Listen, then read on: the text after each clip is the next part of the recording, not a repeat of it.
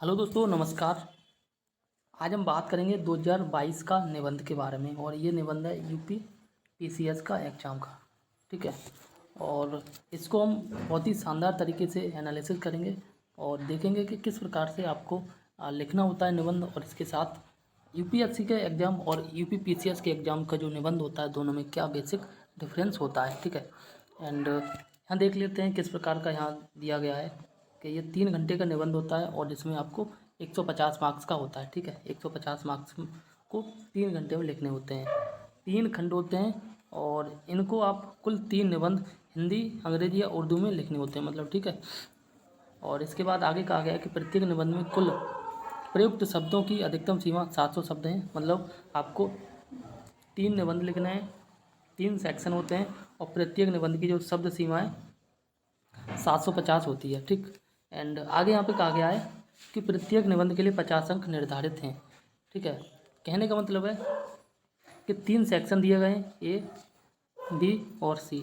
और 3 सेक्शन में प्रत्येक सेक्शन में 3 निबंध हैं और तीनों में से कोई एक निबंध करना है। तो इस सेक्शन में, इस सेक्शन में, इस सेक्शन में टोटल 9 निबंध हैं। ठीक है।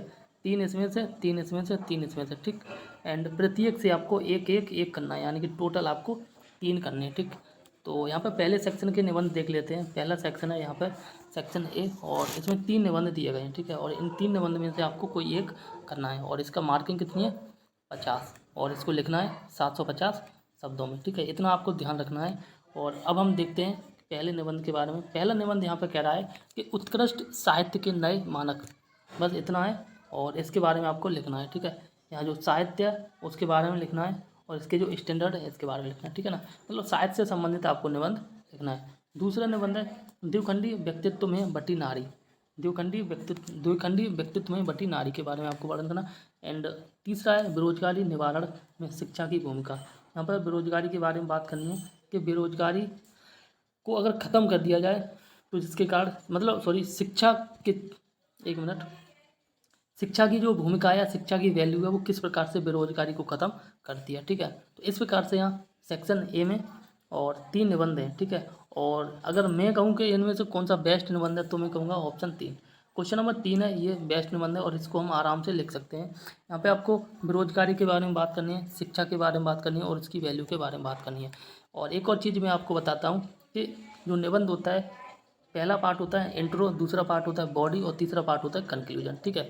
इंट्रो में आपको लिखना होता है ओवरऑल के बारे में और जो इंट्रो होता है ये आप लिख सकते हैं किसी कोट से शुरू कर सकते हैं, करंट अफेयर से शुरू कर सकते हैं। ठीक है। और एक कोई कहानी, एक रियल लाइफ से रिलेटेड लिंक करने वाली, मतलब ऐसी कहानी जो लगे कि हाँ रियल लाइफ से लिंक करती है, और इस प्रकार की कहानी को लिख के भी आप शुरू कर सकते हैं। ठीक है ना। और दूसरा पार्ट होता है बॉडी। बॉडी में ये मान के चलते हैं कि जनरली अगर आप पैराग्राफ दे के लिखेंगे तो ज़्यादा इंपॉर्टेंट माना जाता है, ज़्यादा अच्छा निबंध माना जाता है।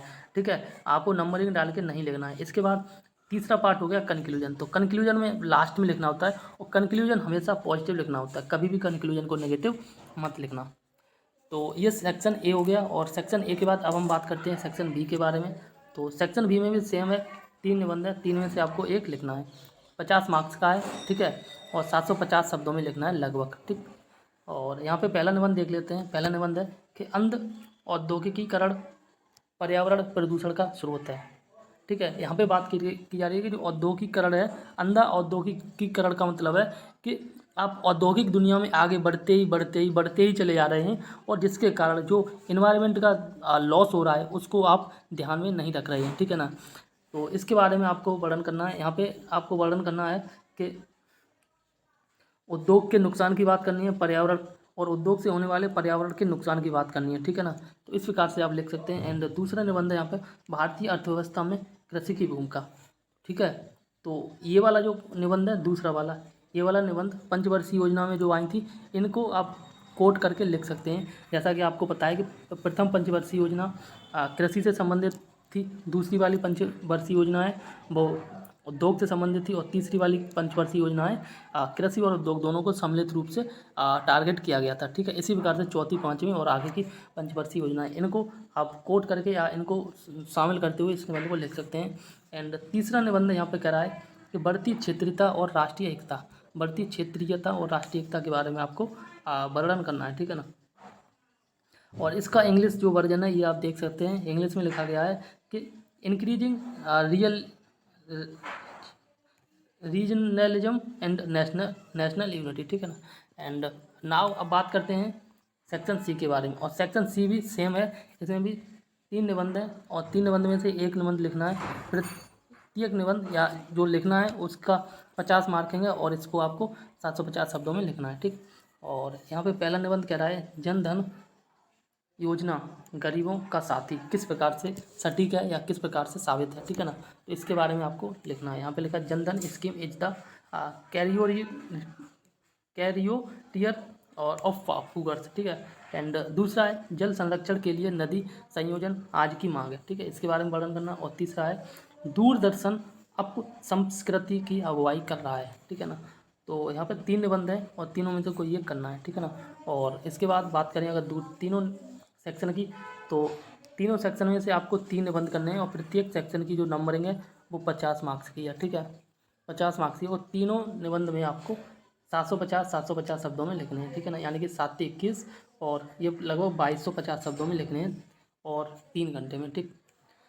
तो इस प्रकार से आया था यूपीपीसीएस का एग्ज़ाम और जो निबंध वाला पेपर है आप देख सकते हैं। वीडियो अगर अच्छी लगी तो प्लीज़ वीडियो को लाइक करें, दोस्तों में शेयर करें और चैनल को भी सब्सक्राइब कर लें इसी प्रकार की बहुत सारी वीडियो देखने के लिए। तो तब तक के लिए नमस्कार, जय हिंद।